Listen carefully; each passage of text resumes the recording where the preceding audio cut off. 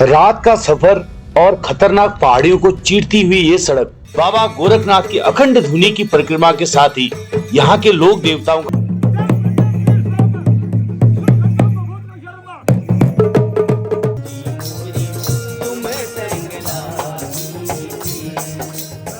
अलग अलग लय में पिरोया जा रहा था।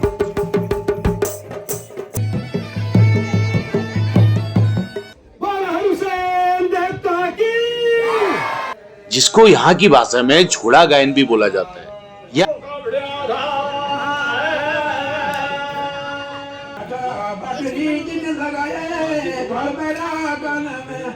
देवता वहां पर उपस्थित व्यक्ति विशेष के शरीर में प्रवेश कर देवता के आगमन के बाद डंगरिया का हाव भाव, बोलचाल का ढंग। नमस्कार, पहला गिरदा पहाड़ी चैनल में आप सबको स्वागत है, अभिनंदन है। आज हम लोग जा रहे हैं काणा गांव, और काणा गांव इसलिए जा रहे हैं कि आज वहाँ लगी है बैसी। अब बैसी होती क्या है वो आपको धीरे धीरे अपडेट करूँगा। तो आज मेरे साथ है कपिल देव भट्ट जी और मेरे बड़े भाई चंद्रमोहन पुजारी जी, जो अभी तैयार हो रहे हैं और आ रहे हैं। तो यहाँ से लगभग अभी हम लोग लगभग 5 बज चुके हैं ना, तो 5 बज चुके हैं हमको। यहाँ से अभी हम निकल रहे हैं और लगभग यहाँ से 40 किलोमीटर दूर है, लेकिन लेट हो गए हम लोग। यहाँ 5 साढ़े 5 बजे, 6 बजे तो रात हो जाती है। तो चलते और चल रहे हैं।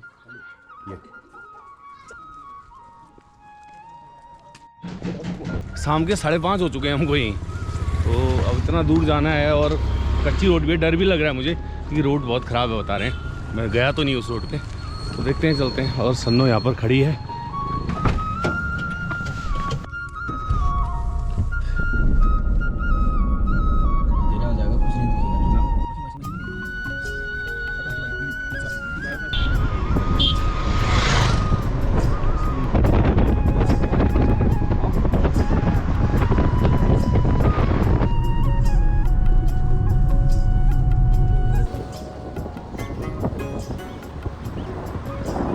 जाना है काणा, यहाँ से कम 15-20 किलोमीटर और है, और थोड़ा कच्ची रोड भी है, तो थोड़ा डर भी लग रहा है क्योंकि मैं उस रोड पर गया नहीं हूँ।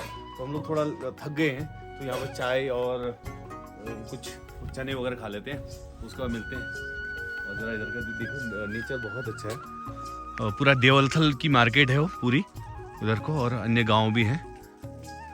और ये रोड गई है आगे को बुंगाचीना, और बुंगाचीना के बाद हम लोग काणा को जाएंगे। यहाँ पर है ढाबा।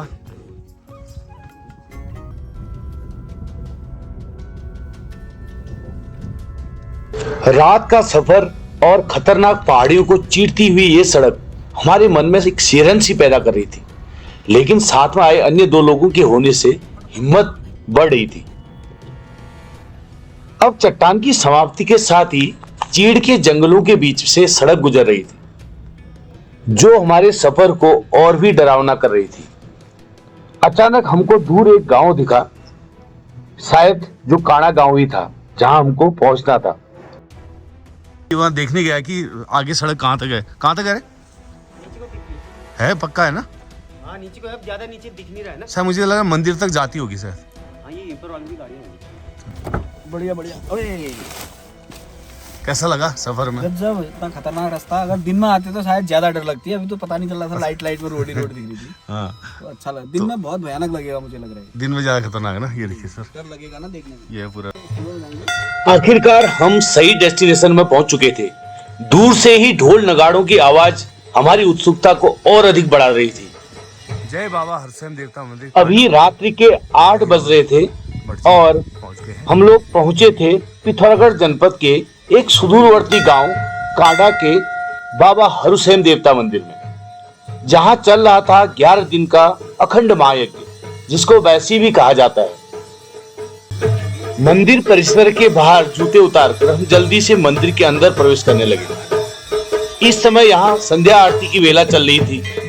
बाबा गोरखनाथ की अखंड धुनी की परिक्रमा के साथ ही यहाँ के लोक देवताओं का आह्वान किया जा रहा था।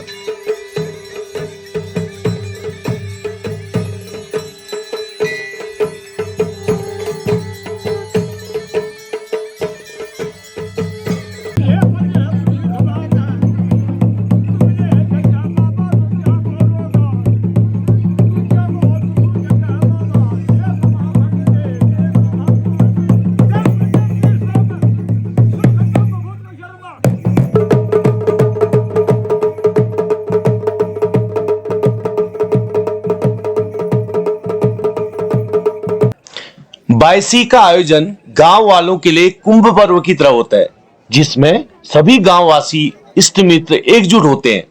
बायसी का अर्थ है 22 दिन तक चलने वाला अनुष्ठान, जिसमें दिन को 2 पहरों में विभाजित किया जाता है, जिससे यह अनुष्ठान 11 दिनों में भी संपन्न होता है।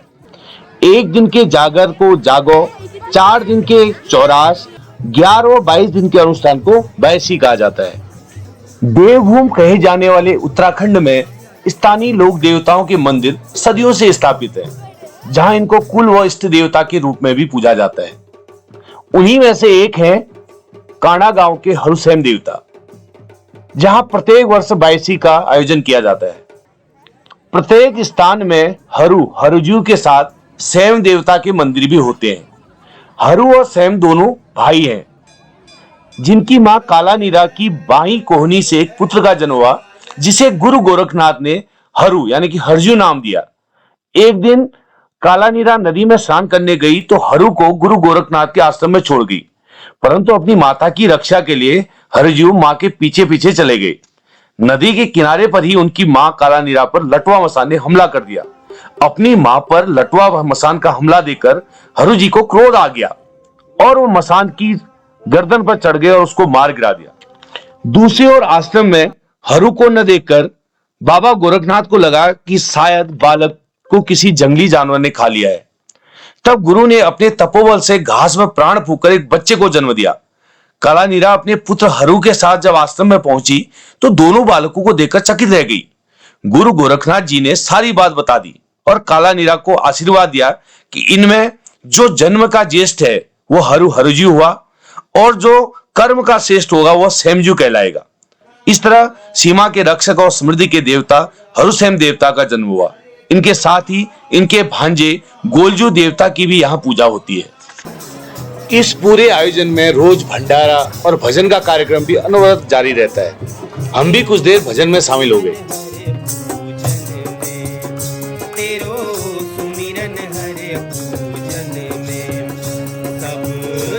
पहले फलदायक, सबसे पहले फलदायक, गणपति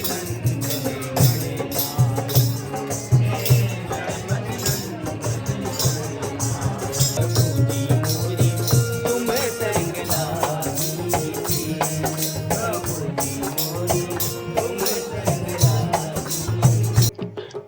उसके बाद शुरू हुआ यहाँ के पारंपरिक वाद्य यंत्रों ढोल नगाड़ों का बजाना।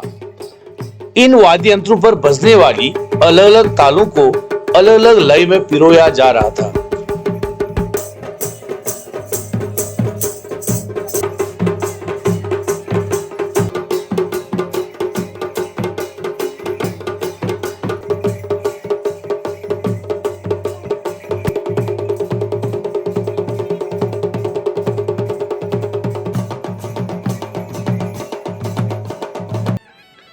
औनद्य वाद्यों के प्रदर्शन के बाद अब बारी थी सुशिर वाद्य यानी कि मसकबीन की, जो यहाँ के प्रत्येक शुभ कार्यों में बजाया जाता है।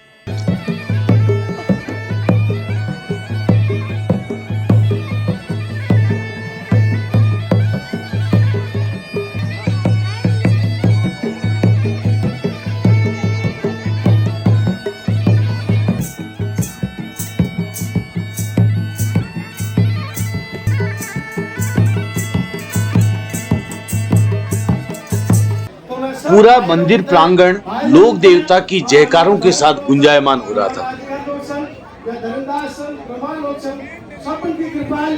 जोरदार जयकारा के तुम तक भगवान हजूर साईं दरबार में तो हाथ खड़े करके हम लोग बात जोरदार जयकारा खुदा शायद हमारी पुकार जल्दी है जल्दी मुझे बोल हुसैन देवता की बोल बोलो गोलिया की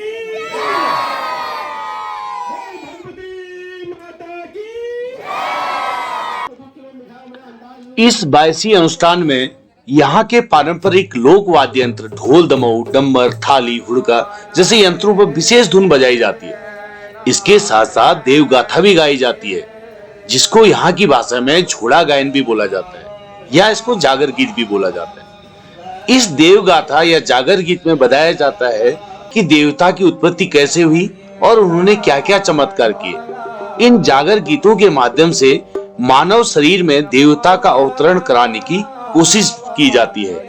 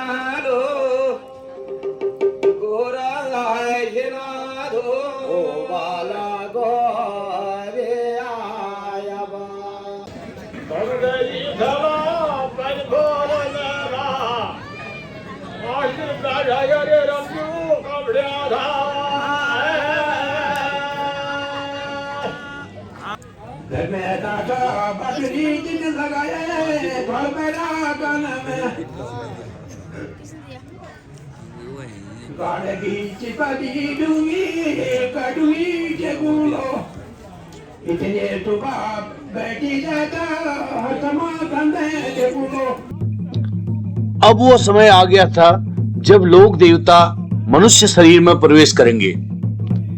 इन जागर गीतों व पारंपरिक वाद्य यंत्रों, ढोल दमाओं की थाप पर देवताओं का आह्वान किया जाता है।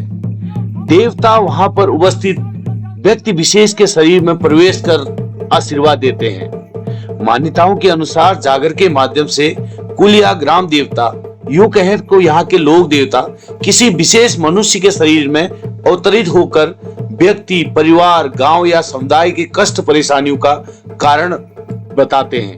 यही नहीं, वे कारण के साथ साथ निवारण भी बताते हैं। इसके अलावा देवता से न्याय की उम्मीद भी की जाती है। उन्हें उस समय भगवान के रूप में ही देखा जाता है। देवता का अवतरण करने वाले व्यक्ति को डंगरिया कहा जाता है। देवता के आगमन के बाद डंगरिया का हाव भाव, बोलचाल का ढंग सामान्य नहीं रह पाता है।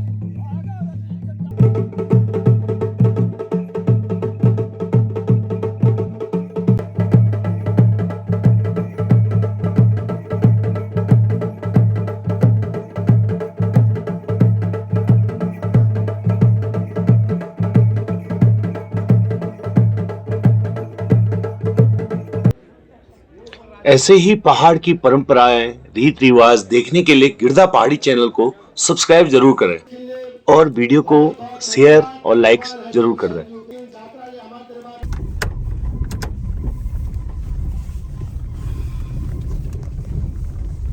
तो हम लोगों की अभी वापसी हो रही है।